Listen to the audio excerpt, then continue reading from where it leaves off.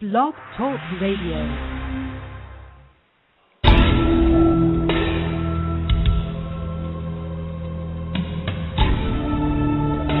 You are now listening to True Murder, the most shocking killers in true crime history, and the authors that have written about them. Gacy, Bundy, Dahmer, The Night Stalker, BTK. Every week, another fascinating author talking about the most shocking and infamous killers in true crime history. True Murder, with your host, journalist and author, Dan Zupansky.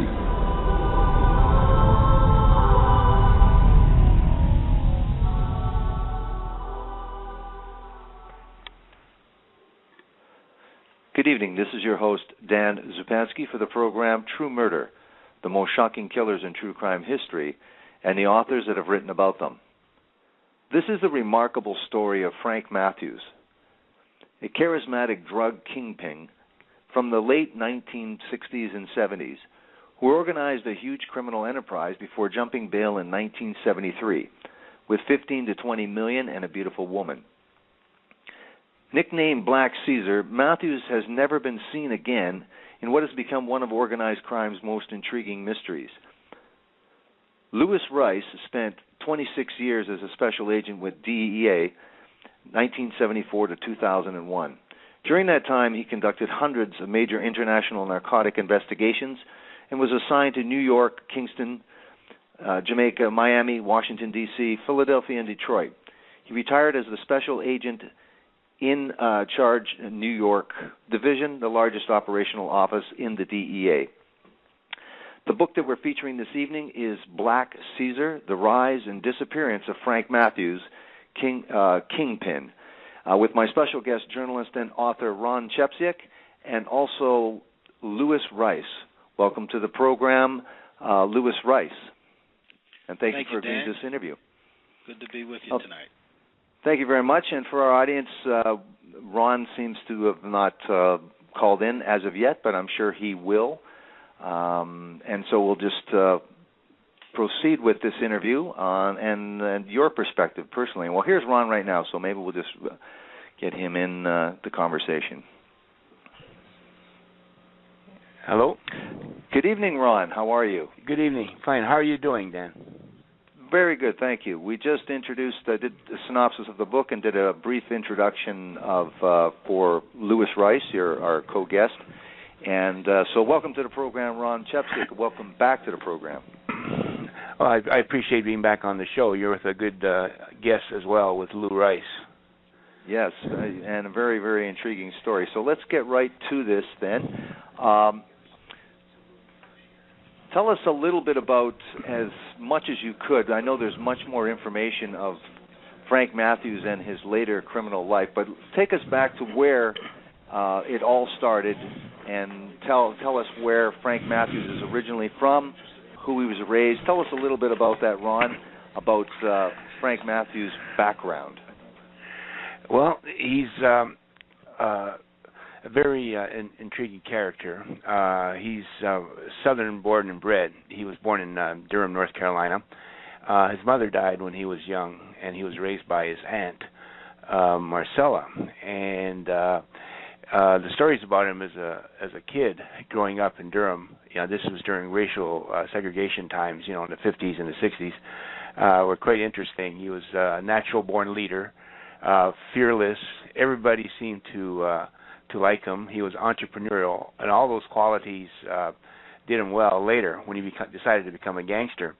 But he was pretty ambitious, and like a lot of young blacks at that time that went north, he decided that he wasn't going to do the straight route. He was going to do the gangster route, and he went to Philadelphia and ended up in the numbers business in the black community, and he stayed there about a year, and was very kind of hazy about why he left Philadelphia. But anyways, he ended up in New York, and of course, if you wanted to make a mark in the criminal world, that was the place to go. New York City, it was the hub of everything gangster. So he ended up again in the numbers for a while, and he wanted to break into the into the drug trade, and at that time it was controlled by the Italians through what was called the French Connection. It was called the French Connection because the laboratories were in France, in Marseille,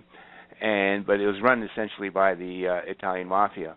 And at that time, this was in the 60s when he came. He came probably around 63 or 64 to New York City. And at that time, if you were a black and you wanted to to work in the drug trade, you essentially were subservient to the Italians, the white Italians. And he did get some financing. He wanted to break in, but they wouldn't let him in. They wouldn't, which was in most cases it would have closed the door to him.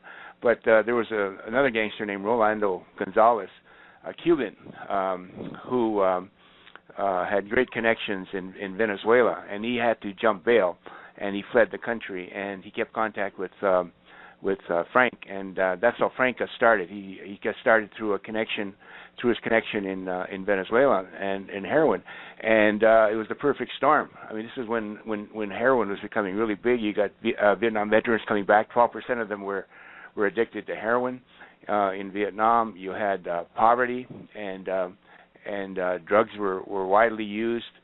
You had the counterculture and the glorification of drugs, and so he entered the drug trade at a very opportune time. But nobody really knew anything about him.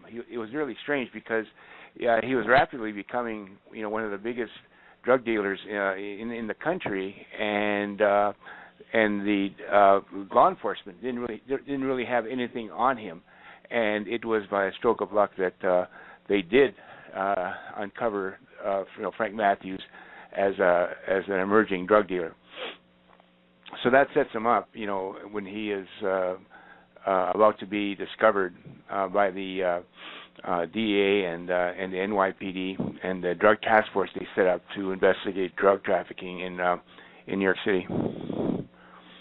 The thing I'd like to talk about, and we just kind of skipped over a little bit because you do outline a little bit about Durham, North Carolina, basically, and part of the reason why, or the thing that shaped Frank Matthews is that this Durham is an unusual community, a very, very successful black community, and as you point out, there's many people from the certain high school that went on to college. So it's it's sort of an example of a very affluent black community at a time when there weren't so many affluent black communities. Majority of the business were black businesses, and so it was something that anybody that lived in that community, sort of that rise for success, or that the ability to achieve some modicum of success seemed to be possible in Durham, so it helped to shape him. He had plenty of examples of success around him. It was called the Harlem of the South, Durham, and they had what they called the Black Wall Street, with very successful bankers, a lot of money. It was a segregated community, but blacks did okay in Durham, actually, a lot of them. And so he grew up in this entrepreneurial environment, and he saw, a lot of blacks becoming successful. So I think that had impact on him. Now, Louis, we have been involved with the Drug Enforcement Agency, the DEA. Obviously, you might not have been around right at the very beginning of this, but based on your research of the DEA itself, like Ron has said, that Frank wasn't really on authorities' radar all the time, as prominent as maybe he should have been. But at the time, based on your research of the DEA, who were the main players in New York that the DEA felt were the important drug dealers, heroin dealers at that time, and not Frank Matthews? So Dan, I think it's important always to set the context. DEA was formed just a little over 40 years ago, probably 40 years ago in a couple of weeks, in July of 1973, by then President Richard Nixon. And he formed the Drug Enforcement Administration because the country had a major problem with heroin. You had soldiers, as Ron mentioned, coming back from the Vietnam War, addicted to opium, poppies. We had large numbers of heroin addicts in New York City, and addicts commit a lot of petty crimes, carjackings, robberies. The media will write about these events. They lead the 6 o'clock news and daily papers, and the politicians say we have to do something about it. The law enforcement system was not as strong and sophisticated back in the 70s. You had a lot of corruption in New York City. You had the Serpico issues. You had the NAP Commission, and President Nixon said, I'm going to form a special agency, and named it the Drug Enforcement Administration, which is a combination of various federal investigative agencies and intelligence agencies with the sole purpose to go after major narcotic dealers. At the time that DEA was formed in 73, Matthews was already a fugitive, having been identified as a major, significant narcotic dealer, heroin and cocaine, the leader of an organization that was distributing, large amounts of drugs throughout the Eastern Seaboard. I think at one point we tracked him in the distribution throughout 21 states. And, he was arrested. These guys were colorful, not only Matthews, but you had guys in the 70s, a lot of African-American dealers like Frank Lucas, Nicky Barnes, Robert Stepney, Zach Robinson. Each one was colorful, had a crew, threw around a lot of money, attended all the sporting events. They liked to be seen in public, and the media would write about them. So it kind of made it somewhat easier for law enforcement to, zero in on these guys and try to find out how they were making their money. And so Matthews, of course, came to the attention of especially a very young agency to try to show that they can, develop the major cases, arrest the major drug dealers, and bring some calm to the streets of the city throughout the country. And they went after Matthews. Unfortunately, 40 years later, he still has not been caught, but it was not because of a lack of effort.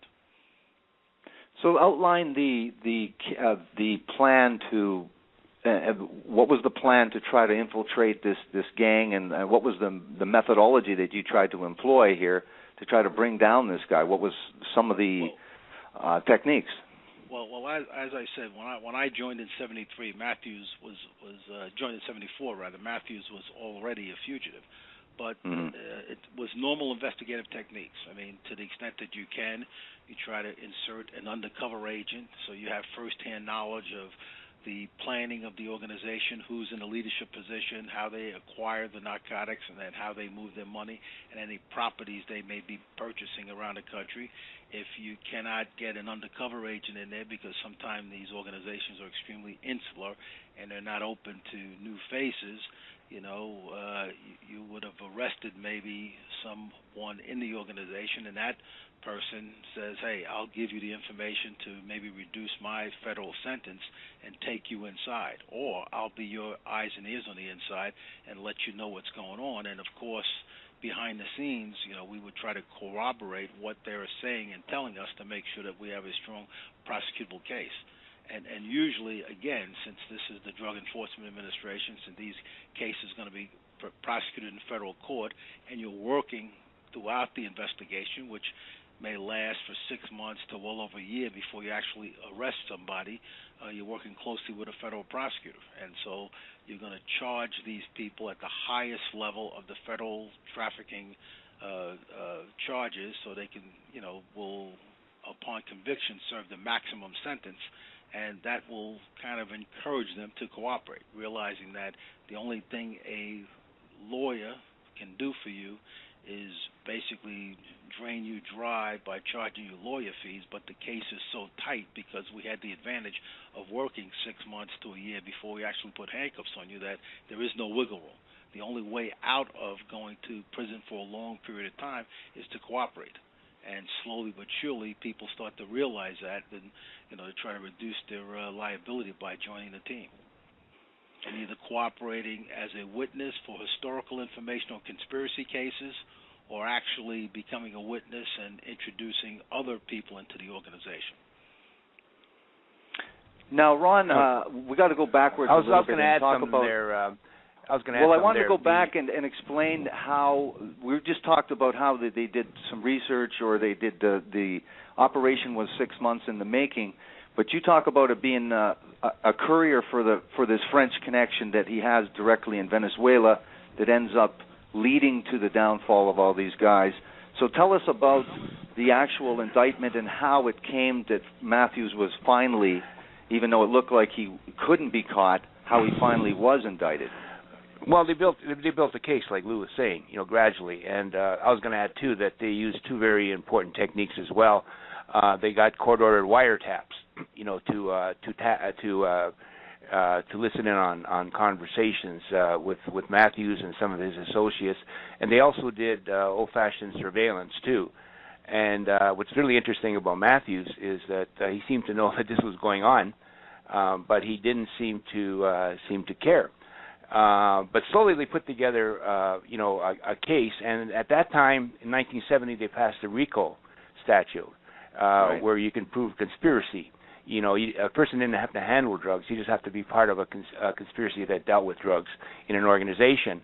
And so it was a very effective tool. It was a new tool, but they built a conspiracy case against Matthews and about 18 others in his organization, and he didn't stick around for the indictment. He was gone July 2nd, 1973, and it wasn't until next year that the others in his organization were prosecuted. Now, how is it that they let somebody like him go? They obviously wanted to post a big bail with him, and what was the initial bail that was demanded from him, and what did he eventually negotiate that down to? And then how on earth and why? Explain, because it's a great story on why. He was going to court. He had no reason to think that he was going to do life. He thought he was confident in this court case, but what happened? So take us back, how he even got the bail in the first place, what was the bail, and then how it was that he decided to vamoose. Well, the law enforcement decided to they're worried that he might skip town because they're getting word that he knew that they're onto them. So he went to Las Vegas with a girlfriend named Cheryl Denise Brown, and was on his way to the Super Bowl that was played between Washington Redskins and the Miami Dolphins in 1973 Super Bowl. And he was arrested at McCarran Airport in Las Vegas, and when he went before the judge, it was an astounding bail. It was like $5 million bail. It was the biggest bail in history, and it was just incredible. They made a good case for why the bail should be high, but even the prosecutors that came down from New York were shocked by the thing. But by the time he left, it went down to $2.5 million, and he was extradited back to New York City. And a couple months later, when bail was set, he went before the judge, and they argued for a very strong, a tough bail sentence on him because they were afraid that he was going to jump bail once it was set, because there was a belief that he was putting away money. Every month he was putting away money, and the DEA suspected that he was getting a nest egg that he would use if he had to flee town. So it went down to $325,000, which was considered outrageous by the prosecutor because they thought it was far too low. And of course he was easily able to raise that money, and like he hung around, and then July 2nd, a couple months later, he jumped bail. Now, but tell us why he did that, because that's a very good point, because I think in hindsight you could always say obviously that was not the right decision because he fled, but bail is basically to ensure somebody's going to go to court and come back to court. They look at roots in the community. Does he have family ties? Is he married? Does he have kids? What's the likelihood, that we think that he will return? Even though the offense may be very serious, most defendants do show up, and most defendants do, upon conviction, go to jail. There's a percentage that become fugitives, but there's some tough decisions you got to weigh back and forth, and the courts try to be fair and balance everything out. But obviously, Frank had plans that he didn't want to spend any more time in jail, and realized that he was caught in a very serious investigation, that this was not the police doing some surveillance, making some observations, arresting him, and the only thing they knew about him was that, he had a large amount of narcotics on him, that this is an investigation that had been going on for a substantial period of time. They arrested various members of his organization and identified him as the leader of the organization, so he's going to face the more significant charges. But, Ron, I understood that there was and no one specifically, I think, but some authority said, listen, Frank, another indictment's going to be coming down, and you're going to be looking at life at this thing, and you might get it. And that motivated him too. He actually asked because he heard the rumor that they were going to throw the book at him. I think it was Lou, 848, I think. Yeah, 848, which is the 848. Count. Right, and they're going to and so the story goes that he was in the courthouse a day or two before he jumped bail, and he asked Raymond Deary, who was the federal prosecutor at that time, that question: "Are you going to throw the 848 at me?" And he left it very nebulous. He didn't say yes, we're going to throw it, but he said in such a way that it could have been interpreted that they were going to do that. And so the story goes that that was probably the reason, the thing that pushed Frank to decide to flee. But we really don't know, if he was planning to do it, what he was planning to do. We hear all kinds of stories. That's the hard part of researching gangster history. And in Frank's case, it was very difficult to research it because the records were missing from that trial I mentioned in 1975 of all of his lieutenants. A lot of people wouldn't talk. A lot of people are dead. So you had to, if you're a writer, you have to couch what you say. You don't. It's very hard to make definitive statements about certain events in the story. Well, you can make an inference to a certain degree. If he did get information, whether the person said definitively, "You're going to do a life sentence for this new indictment," maybe he didn't want to take the chance. He had he didn't say that.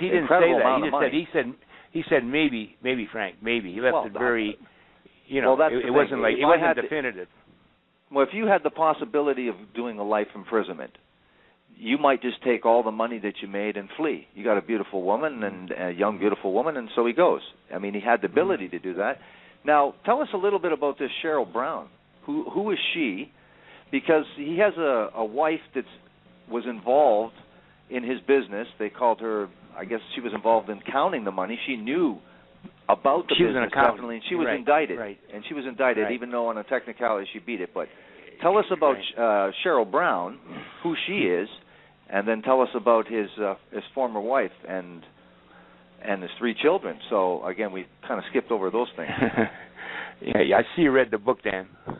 Yeah, you got you've got you know all the facts on that. That's good on that. But the Cheryl Denise Brown was a girlfriend, and Frank had lots of girlfriends. I mean, one amazing thing about this story was hearing all the women he had in various towns. For example, he was a frequent visitor to the Playboy Club in Atlanta, and he had a couple of girlfriends there. I met another guy that introduced me to a woman in Philadelphia that was supposedly his girlfriend. But he seemed to take a really liking to this Cheryl Denise Brown, and we don't know too much about her. She was about 5 or 6 years younger than him. Very beautiful. You saw the picture in the book, and she liked to hang around in bars. She came from a good family. Her parents evidently were school teachers, and but she met Frank one night at a bar and was obviously taken by him, and he was a very handsome guy. The women read the book, look at the pictures, they say he's a very good looking guy. So he was attracted to him. And what's really amazing, he was a womanizer, but he also had a wife named Barbara Hinton and 3 kids at home, and one of them was by him. And she took a very active role in her business. She had an accounting background, and she really took care of the money. That's what the DA agents that investigated Frank said. They said she was a very capable woman. And what's really strange is it's hard not to believe that she didn't know all this stuff was going on. Frank's womanizing and all that. Because he was gone for long periods of time because of the nature of his business, and he would travel, and it didn't seem to really bother her. And there's really no stories. Once he left with this woman, we don't know if he left with this woman. We assume he left with this woman because she disappeared at the same time he did in that same period there. But actually, the story for her is the same story for Frank. There's really no evidence to prove it conclusively on that. But after Frank left, she never really talked about it. As I mentioned in the book, she was very closed-mouthed. Agents went to see her, first the DEA agents that were on the case, and after a year was transferred to the marshals, and she really didn't say anything. And eventually she moved to Cincinnati. I have a story in there. I was able to track down a couple of kids that grew up with the children of Matthews. After he fled, she moved to an apartment on 95th Street. And one of the interesting things they told me was when they went into the house that there was no pictures of Frank anywhere. He was absolutely, gone from their lives as far as pictures were concerned. And I always thought that was interesting. And there's really no evidence that she had a lot of money when after he fled, which means that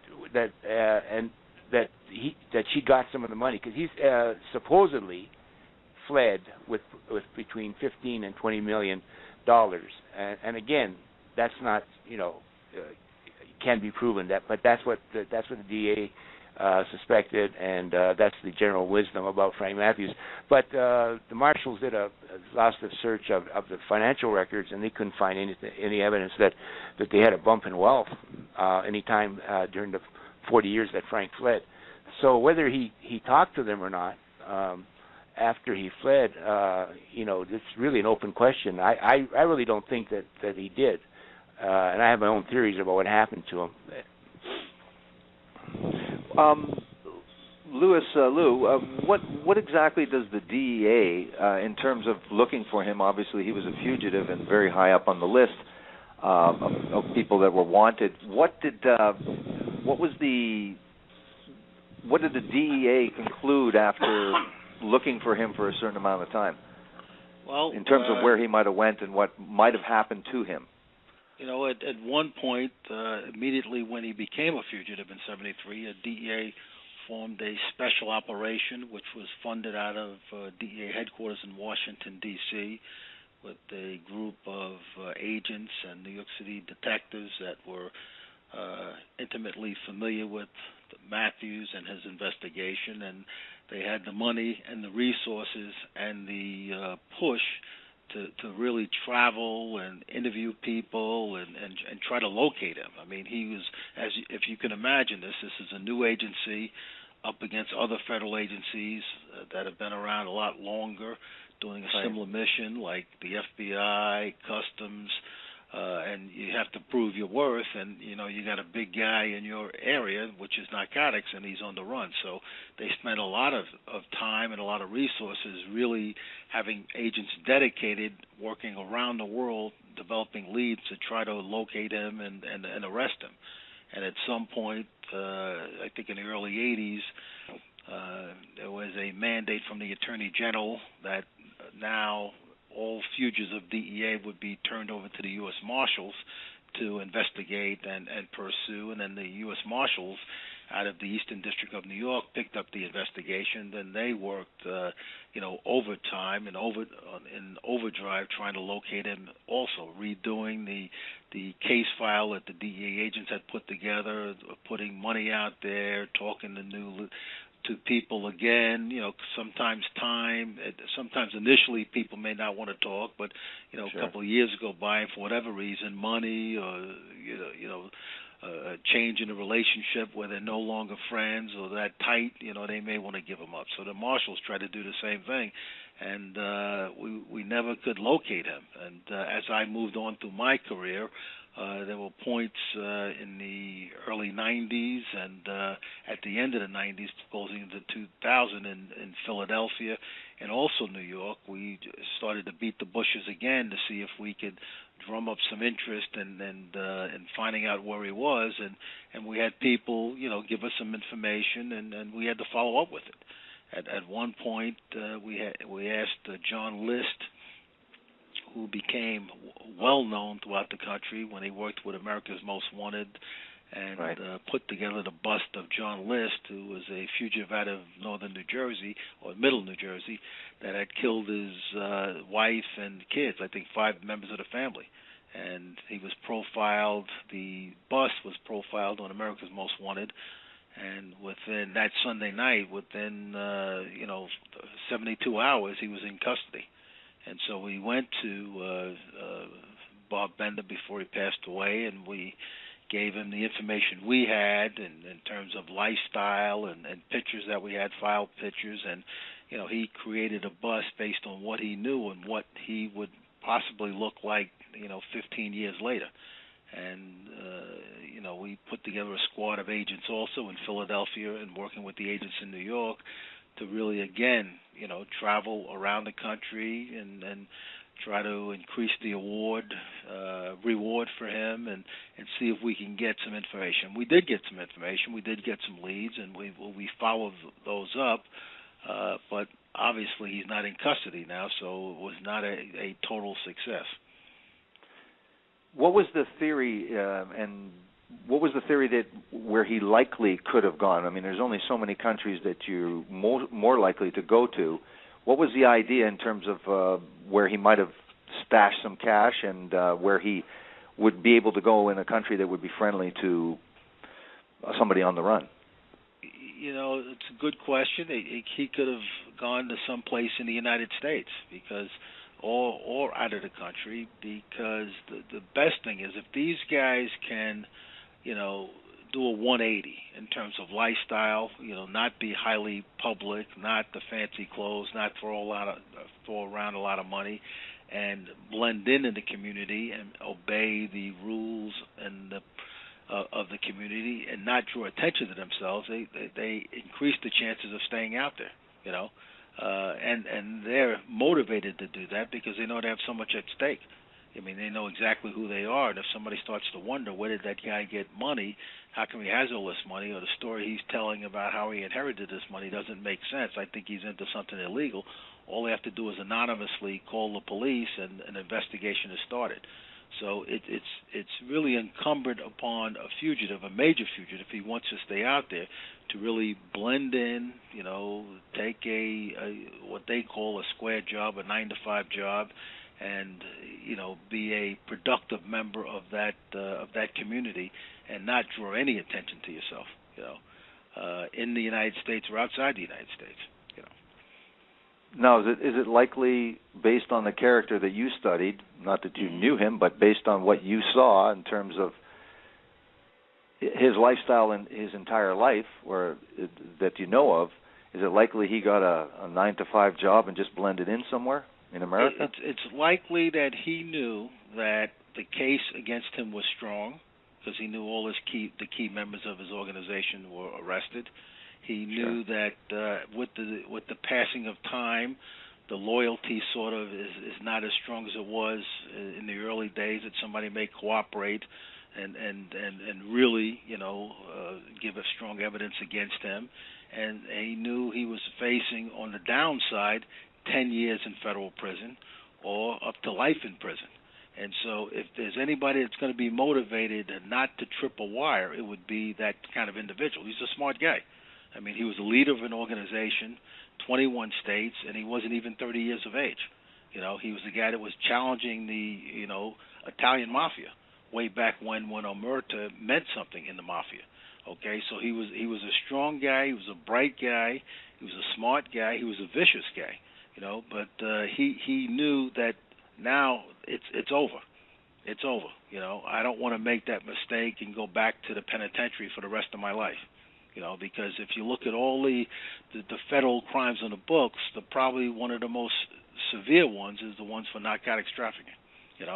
And even when you travel outside in the United States, you mentioned overseas. I mean, what these major drug dealers fear more than anything else is a federal indictment. Because if there's a federal indictment with their name on it in the United States, and we have extradition with that country, they know sooner or later they're going to be in the U.S. court system. And at the federal level, that money's not going to be able to help them. They're not going to be able to manipulate the criminal justice system. It's not going to help them with the jury. It's not going to help them with the judge. The only person who's going to benefit from that is a lawyer.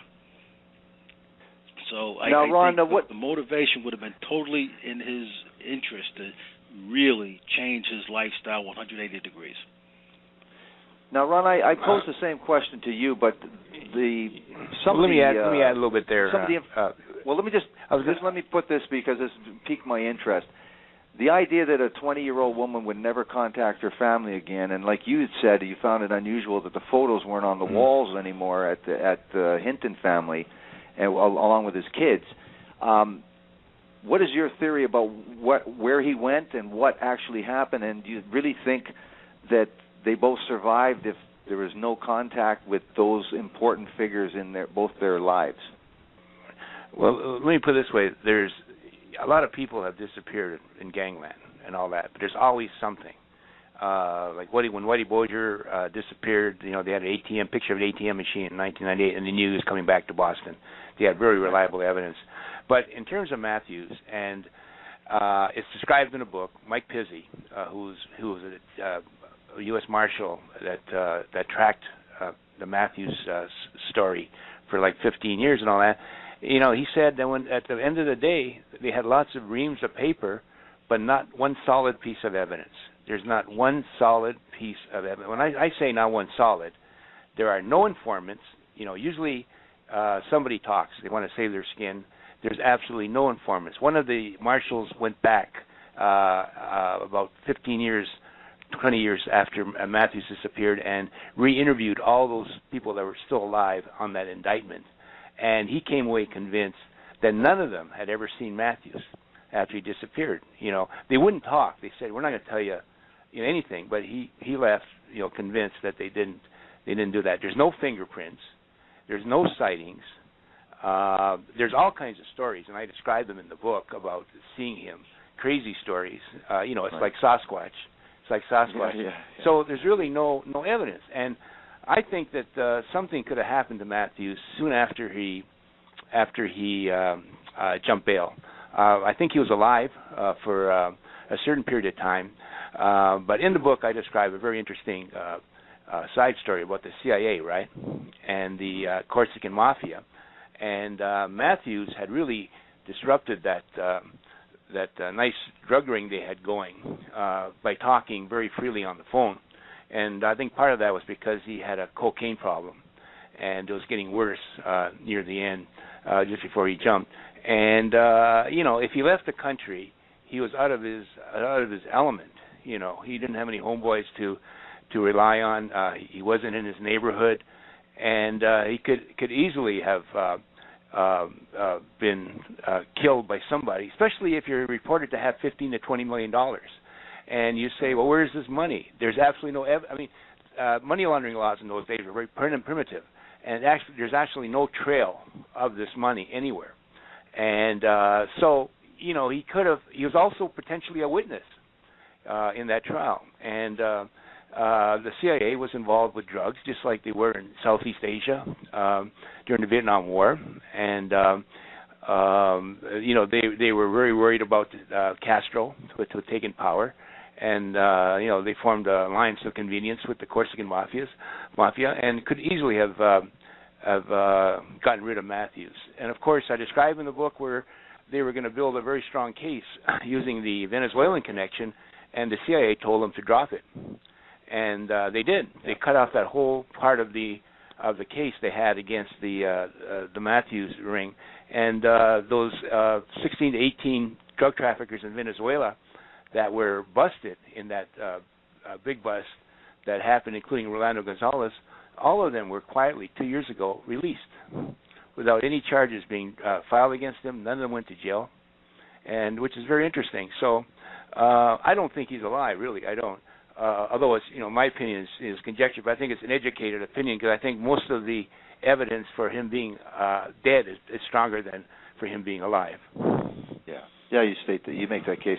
I found interesting too is the story you tell about the arrogance of Frank Matthews and the balls, basically, of Frank Matthews when he moves across the street from Tommy Three Fingers and Paul Castellano there, and just gives the finger up underneath literally the finger, right? There. Tell us a little bit about that, because and what that possibly could have done for him as well, or done again. Not done any good for him. Let's put it that way. Well, he went out. He was living in Brooklyn on Clarkson Avenue, and nice apartment. Nothing very, very lavish. But of course, he had more money than he knew what to do with. And I give you plenty of examples in the book of how the money that he had was phenomenal on that. And so he decided he was going to move out into nicer surroundings. And for why he chose Toad Hill on Staten Island, nobody seems to know, But he must have known when he moved into that house. And I went by that house, and I looked across the street, and you could see the sign on the driveway, Lucchese, right there. And literally, you could see into the other house across the street. So that's where he moved. And these Italians weren't exactly racially enlightened, back then.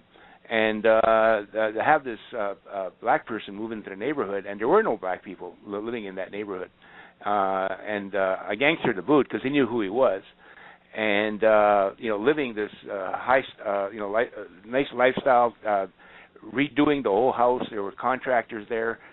They spent like $200,000 for the house. This is a lot of money back then on that, and he didn't seem to care. And there were, they talked about him, and they had some of the mafia guys on the wire.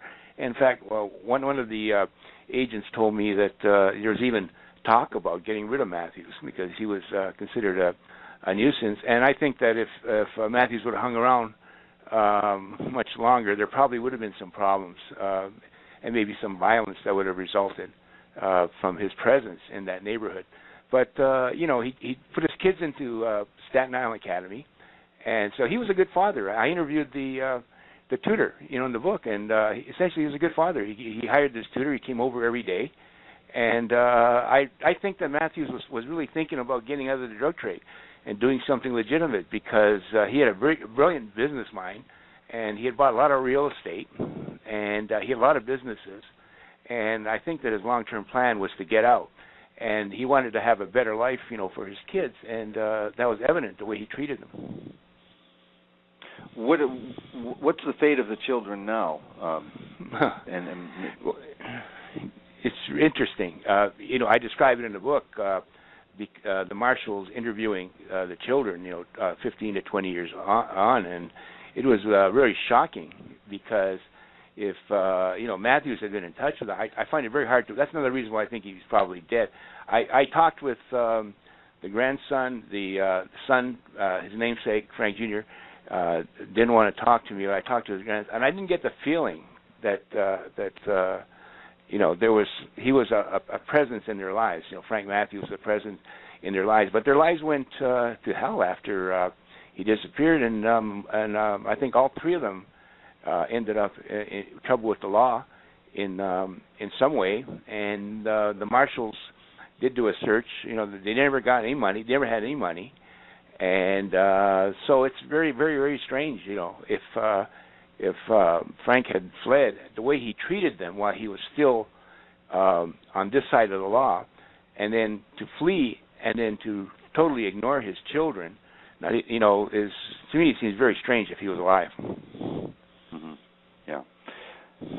Now, Lou, what are the DEA estimates of the kind of business that he was doing, Frank Matthews was doing per year at his peak there for the couple of years or 2 years that they really know about in New York, or 2 or 3 years? What was the estimate, and then maybe you could tell us what that kind of money would be in terms of today's money. Yeah, so easily, hundreds of kilos of heroin and cocaine throughout the Eastern Seaboard, 21 states. Great, obviously, leadership skills and contacts outside of the United States to be able to get these drugs in, and also, supervise the distribution throughout the Eastern Seaboard. And you look at, again, context. When Matthews was in his prime, late 60s, early 70s, sort of dovetails with what was going on in the United States with a lot of racial tension and segregation and African Americans fighting for equality. Matthews at his young age, again less than 30, put together a meeting with the key African American drug dealers in Atlanta. And the whole focus of the meeting was to get everybody on board and figure out a way to cut out the Italian mafia and go right to the source and maintain control on the importation and distribution, and then maximize the ability to make money. And when he was charged, initially the conspiracy count, and which upon conviction you could get anywhere up to 20 years. But there was a lot of talk, and Ron mentioned it before, about the possibility of indicting him for 21 U.S.C. 848, which to prove that case, the government was convinced that he was a leader of an organization, 5 or more people, and they made substantial profits.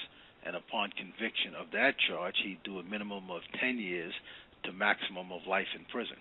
And again, in context, when you think about the early 70s, with the formation of the Drug Enforcement Administration, with the heroin problem throughout the United States, with the crime, the New York City Police Department at one time was tracking over 2,200 murders a year, and most of those, of course, were drug-related murders. It's a good chance that if he was convicted of an 848, he would have done life in prison. And so he was again seen as a major drug dealer, that the quality of life in the country would be enhanced if he was in custody. And the government was able to lodge prosecutable cases against most of the members of his organization, but of course he was the leader, and it's not a success until you get the leader in custody, and that never happened. Yeah, and the thing is, what this story really shows too is that as charismatic and good-looking and nicely dressed as Frank Matthews was, it's the pain and devastation he's bringing to those communities, because you were talking about Frank Matthews and some of these other people basically started the war on drugs in terms of Nixon declaring war after he was informed by agents that, listen, there's a million users, there's a million addicts right here in New York City. And so they initiated this war on drugs. And when you talk about a third of all available employable men not working, and you bring that kind of devastation to a community, and with it comes the violence, and you said, like, Frank Matthews really wasn't, his hands weren't tied, his hands weren't bloodied, but he wasn't shy about being involved in whatever it took. It's a good point, Dan. And when you think about the 70s, especially 1970, President Nixon started the phrase public enemy number one, and that was narcotics. And so there was a focus at the federal level that, the federal government has the resources, it has the connections internationally and the relationships through the State Department and through aggressive law enforcement in the United States, that the federal government has to step up and get involved. And so to let these guys know that there's a price to pay, the mafia, all organized crime groups, which are, a lot more dangerous than individual players. These were organized groups, and to take them to task. And slowly but surely, one by one, DEA started to pick these guys off. And 40 years later, as DEA celebrates its 40th anniversary, it's a reputation of success. It's a young agency, a junior agency, compared to the brother and sister agencies at the federal level, especially in the Department of Justice, ATF, the U.S. Marshals, the FBI, and such. But it's an agency that, if you're in the criminal world, people know the power of DEA and the ability of agents to launch prosecutable cases against leaders of drug organizations inside the United States and those that live in source countries and transshipment countries. Yeah, well, I mean, the demand will always be there, and so you guys will never, be able to say, hey, success. But in terms of organized crime and the mafia and those associated in the same types of businesses, you guys have been, in part with other agencies, very, very successful in sort of dismantling some of the biggest crime families in American history. Well, you look at you're 100% correct, Dan, because a generation ago, people wanted to be identified as, let's say, the leader of one of the 5 crime families in the mafia. Now they know that's a sentence that they're going to go to the penitentiary. They don't want to be identified, put on the daily papers as this is the leader of the Genovese family, the Gambino family, the Colombo family, the Lucchese family. They don't want to be identified as a leader, because once they're identified as a leader, the federal government's going to go after them, working with all their resources, surveillance, federal prosecutors, informants, wiretaps, and sooner or later they're going to start picking off members of the organization, and somebody's going to be in a situation where he realizes Uncle Sam is his new best friend, and he's going to testify, And then there's an apparatus through the Witness Protection Program to make sure if that person does testify and this organization has the ability to, kill them, that they're going to make sure that, he doesn't get killed, so he can complete his testimony and send a message to the other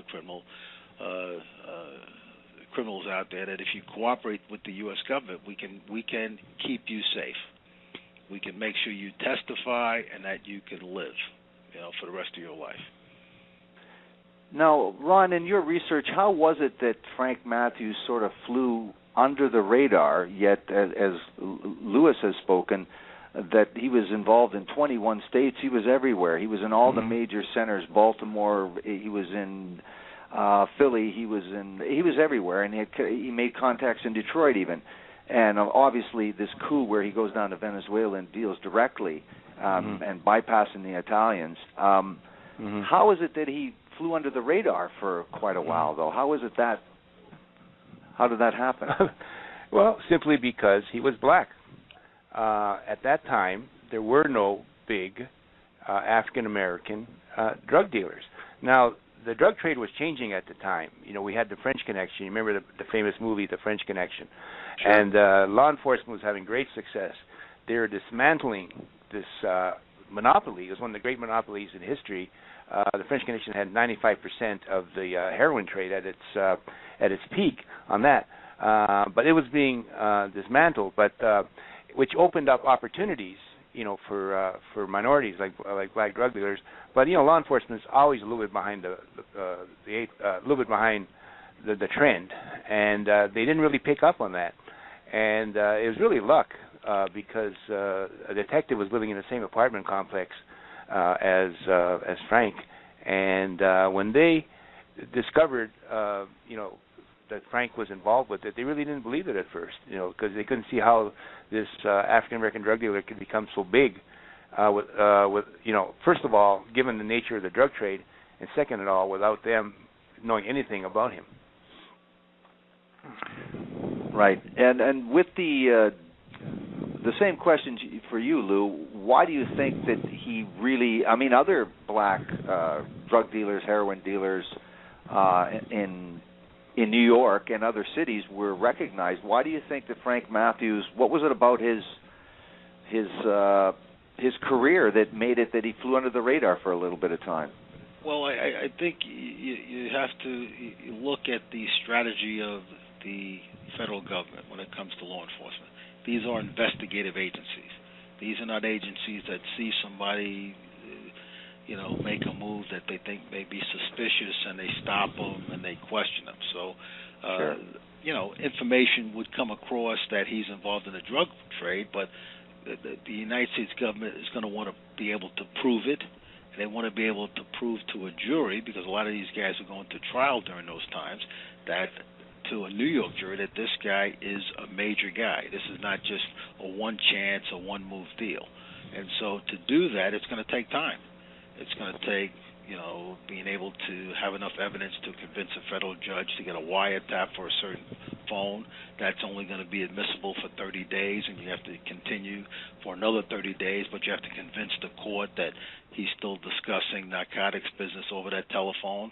You're going to have to do physical surveillance, follow people, and hopefully not be observed. During the course of the investigation, you may be able to arrest a member of the investigation and take them out of circulation for a while, thoroughly debrief them and get their life story and try to corroborate what they're saying through testimony in the grand jury. So there's a lot of work being done based on what people think is going on and to be able to prove it. And that's when the evidence comes into court. But generally speaking, once those handcuffs go on at the federal level, this is a tight case. The case can't get any tighter because you've been working with a federal prosecutor all throughout those 6 months, those 8 months. You've been working with law enforcement counterparts and DEA throughout the country and overseas. DEA has a strong overseas program in the Caribbean and Europe and Southeast Asia, 60-some-odd countries where they have agents stationed working with the police on narcotic matters in all these countries. So taking all that information to go back to the source countries, to the transshipment countries, to the distribution organizations in the U.S., so it's a strong prosecutable case. That if these guys decide to go to trial, that jury will look at the government's evidence and say, these guys are in the business. Let's vote guilty, and that just takes some time. It takes some time. Ron, do you think that Frank Matthews, though, did benefit somewhat or to a great degree from not having so many enemies? Basically, throughout your research, it seems like this guy was a guy that had a lot of friends, a lot of people that wouldn't speak against him, a lot of people would keep his secrets. He threw some money around. He was nice to a lot of people. He grew up in Durham, and that bond, they even gave money towards his bail, some of these people. Do you think because he didn't make so many enemies and he was a friendly guy and he was able to get things done and meet people, that maybe that's why he flew under the radar a little bit? Well, he did have enemies because he did have problems in Philadelphia, as I describe in the book, but he did make a lot of friends because of his personality, people that worked with him, his homeboys and all that. And yes, I think that a lot of them want to see Frank get away, because of who he was. A lot of people, claim they met him because they want to be part of the legend. I don't think they necessarily saw him or had any contact with him on that. And he is a legend. He is a legend within the criminal community. And I think that if he is alive, that's probably helped him. Like I said, there were absolutely no informants, no real informants. There were some people, but they were quickly dismissed. Now, Lou, we're almost near the end of our program. As far as the DEA is involved, like you had said, how much money they spent or how involved they were in trying to solve this case and trying to track down Frank Matthews. So in terms of the DEA, I don't know if they sit around and say, here's the ones that got away. Is this the kind of case and the kind of character that guys might sit around and say, hey, here's a guy that's very interesting, never did find out? Is that something that happens?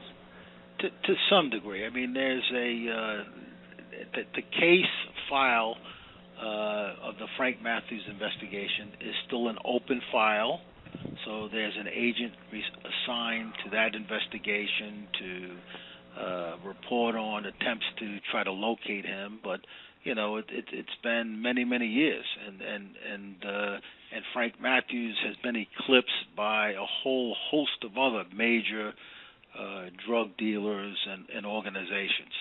So the effort is nowhere near, like it was back in the 70s. But that case file is still open. Even the witnesses, most of them have retired a long time ago from DEA, and I'm talking about the agent witnesses, the police officer witnesses, the Right. prosecutors. It's sort of old news, but at the same time, the case is still active. And to the extent that if he was located tonight and somebody arrested him, they'd be a hard look at that case file and figure out what can we prove, who's around, should we offer this guy a plea deal, figure out some way to dispose of the case. But it's never going to be a case where people will say just dismiss it, we'll never find this guy because of the length of time. That's not going to happen, He was a major drug dealer, sold a lot of heroin and cocaine, and was a leader of the organization. And DEA, by nature, is set up to identify and investigate and arrest the leaders of organizations. So he'll always be on the radar for DEA. Oh, that's great. That's very interesting. I guess we're just going to wrap up now. I want to thank you very much, gentlemen. You, Louis, for coming on the program. Lou, thank you very much for coming on and adding this very, very unique perspective. Very, very interesting to hear about the origins of the DEA and your obligation to try to do something and try to find Frank Matthews and the mystery that still is out there. And thank you very much, Ron, as well, and for arranging to have Lou come on the program and talk from, again, this unique perspective. Thank you very much, Ron. Thank you. Thank you, Dan. It's always a pleasure to be on the radio with my good friend Ron. Oh, thank you very much. Always good to be on it. Always good to be on with Lou. Thank you very much Ron, for inviting us, Dan. Probably tell them the name of your book, so I'm sure the audience is going to want to pick this up. Black Caesar, the rise and disappearance of Frank Matthews, Kingpin, and you can go to strategicmediabooks.com. There's also a website, frankmatthewsbook.com, and of course Amazon and bookstores. And also put a plug in for your radio program, your fine radio program that you have. Oh yeah, thank you. Artist Right, I have a radio show called Crime Beat, and you can go to the Artist First Radio Network, artistfirst.com. Tomorrow we have a gentleman that's going to be talking about the surveillance system in America and some of the issues that have been raised about the privacy and rights of citizens. So it's on 8 o'clock every Thursday, 8 p.m. And Dan, if I could, I'd just like to say happy anniversary, 40th anniversary to the men and women, present and former of DEA, who work under the radar but do a very difficult job in law enforcement, investigating dangerous drug dealers and making our country safe. Thank you. I want to thank you very much, gentlemen, and for a great interview, and thanks very much for another great book, Ron, Black Caesar. Great story, and thank you both for coming on, and you guys have a great evening, and good night. Thank you. Thank you. Bye-bye. Bye-bye.